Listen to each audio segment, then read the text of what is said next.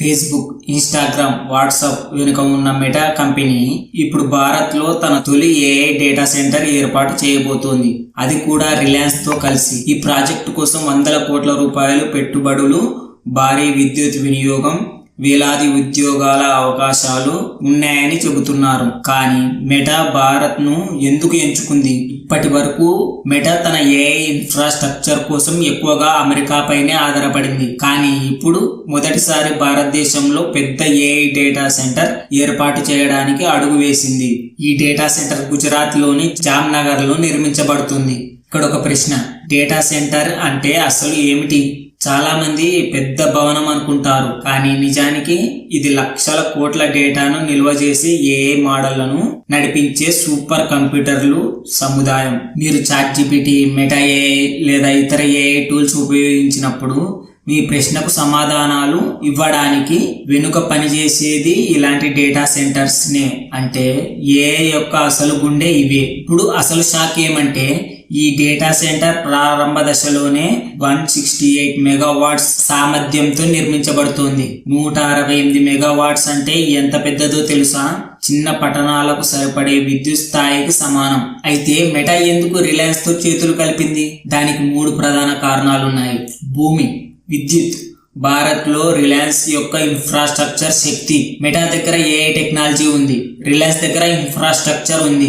ఈ రెండు కలిస్తే ఏఐ రంగంలో భారీ ప్రాజెక్టులు వేగంగా పూర్తి చేసే అవకాశం ఉంటుంది. ఇక్కడ చాలా మంది అడిగే ప్రశ్న, దీంతో మనకు ఉపయోగం ఏమిటి?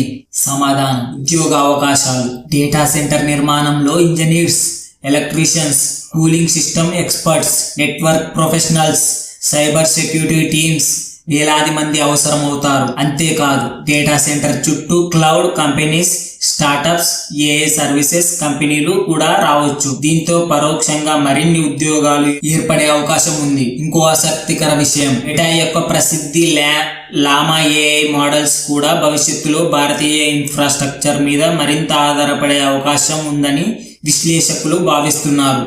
దీంతో భారతీయ వినియోగదారులకు ఏఐ సేవలు వేగంగా అందే అవకాశం ఉంటుంది.